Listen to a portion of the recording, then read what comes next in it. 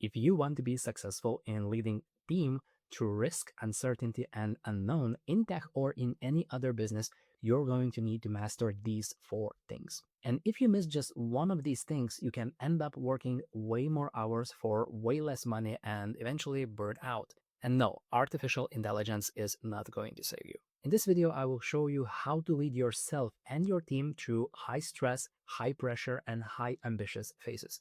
Then you can avoid painful mistakes and kick some serious asses in the process. One day, you get promoted to a manager or team lead, and now it's not just about systems, code, or delivery. Now it's about people, and that's where things starts to break. Because after working with thousands of team leads as a leadership mentor and leading tech teams myself for more than 10 years, I can tell you this very clearly. Most teams don't fail because of lack of skill. They fail because of leadership patterns that look correct on the surface, but actually are quietly destroying performance underneath, especially in high growth, high paced environments when tomorrow is not granted and anything could happen. Trap number one: leadership, it's not technical. It's psychological. Most team leads approach leadership like it's just more complex technical problem.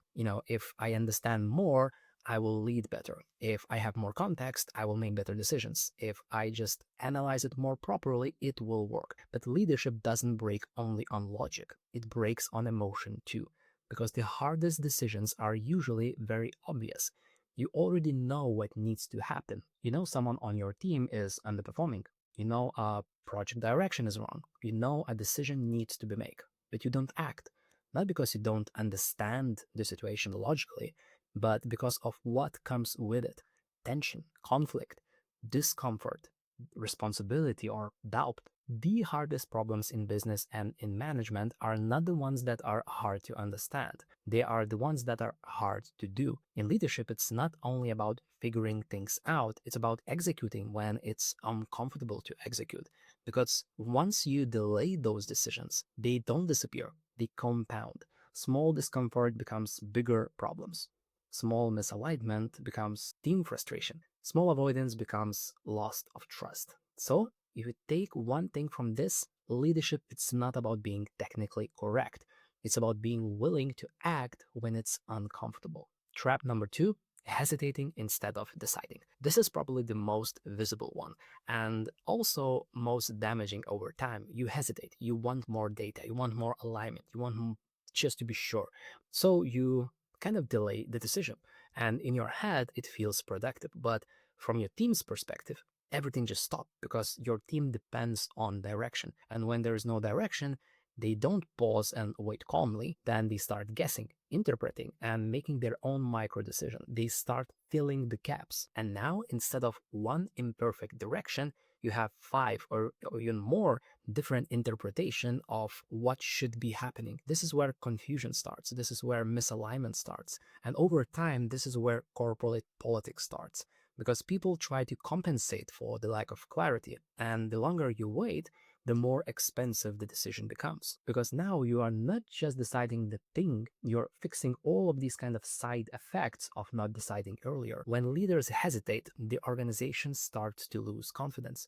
Not because the leader is wrong, but because there is no signal. And people need signals, even imperfect ones. I remember while I was leading my own teams, we built a great internal product for one of the biggest retailers in the world. And both we and the client were super happy about it. Using advanced optimization, machine learning, and software engineering, we built last mile delivery system that optimized routes and schedules of their entire delivery fleet. We were able to reach 10% increase in orders served through loading dock adjustments and 8% decrease in fuel consumptions per order. But then we started to think, what if we could scale this and make it a proper product? So not only just a couple of companies could use it, but a couple of hundreds or even thousands of companies. And we were hesitant to explain this to the team and went into stealth mode. We told ourselves we need more information, we need more research and preparation. And on some level, this was true.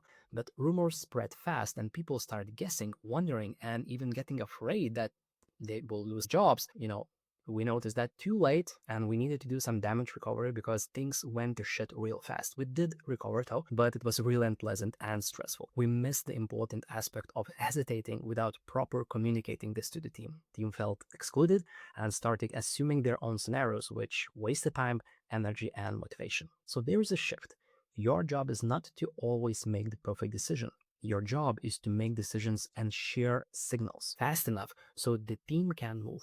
And also make sure you are communicating that in the right way, in the right time. Usually, not too late, because movement creates clarity, not the other way around. Trap number 3, waiting to feel confident. This one is more internal, but just as dangerous. A lot of managers are waiting for the feeling that never comes. Confidence. They think, I will handle this when I feel ready. I just need more experience, or I need to be sure before I step in. But leadership doesn't work like that. You don't become confident and then lead.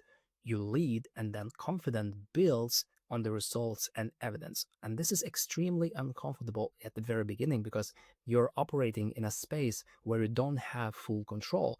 You don't fully understand everything. You don't have all the answers. And still, you are responsible for the outcomes that depend on other people. And your brain wants clarity, but you don't get clarity and certainty. You get ambiguity. There is no moment when suddenly everything becomes clear. There's no point when you feel fully prepared. Even CEOs of large companies operate without full clarity. They just make decisions anyway. One of my clients was the CEO of a regulated crypto payment gateway for businesses, and he shared that being able to adapt, react quickly, and act even without a full picture of information is crucial in fast-moving markets. And now, with artificial intelligence, all markets are fast-moving markets. So if you are waiting to feel confident before acting, you are going to wait forever. Because confidence is not a prerequisite, it's a side effect. And the faster you accept that you don't need to feel ready, the faster you start acting like an actual leader. But sometimes we do need clarity. If you want to gain more of it in your team, the manager or team lead role, I do run one-on-one mentorship for team leads like you so you can lead better and get paid better. Check a link in the description for more details. Trap number 4, optimizing instead of building momentum. This one is tricky, but let me explain. I try to optimize everything because it looks good. Leadership, you are thinking, you are analyzing, you're improving things. You want kind of the best solution, the best structure, the best process, and the best decisions. And that sounds right on the paper. But here's what actually happens. You slow everything down because optimization takes time. And during that time, nothing moves. And in fast environments like startups or scale-ups, speed matters more than optimization. Momentum matters more than precision. Momentum creates energy in the team. Momentum creates energy in individual performance as well. Let's use me as an example. I was delaying starting the YouTube channel for years now, and then one day I decided I will move. I will not obsess with optimizing all the perfect scripts or thumbnails or titles or storytelling. I will start, I will commit, and I will improve along the way without overthinking every tiny detail, because there will be a place for optimization all the time, but sometimes it's more about movement than perfection. People see progress, they feel progress, they trust the direction more, even if it's not perfect at the moment, while optimization often creates the opposite. Overthinking, delay, frustration. And this is something that separates strong teams from the average ones. Strong teams move. They don't wait for the perfect clarity, they don't wait for the perfect alignment, they build momentum and adjust along the way. Because once you're in the momentum, everything becomes easier. The decisions, the alignment, the executions, and without momentum, even simple things feel heavy. I know you become a team lead because you are good at optimizing, but now while leading a team, your job is not to optimize everything. Your job is to create and forward motion, even if it's messy, even if it's not perfect, because momentum compounds, and that's what actually drives performance. If your team feels slow, confused, or disconnected, look at these 4 traps. You might be avoiding uncomfortable decisions. You might be hesitating instead of deciding. You might be waiting to feel confident, or you might be over-optimizing instead of moving. And none of those looks obvious mistakes, especially in an experienced eye. That's why they are dangerous. They feel logical, but they kill performance over time. Fix this and your team will feel it immediately.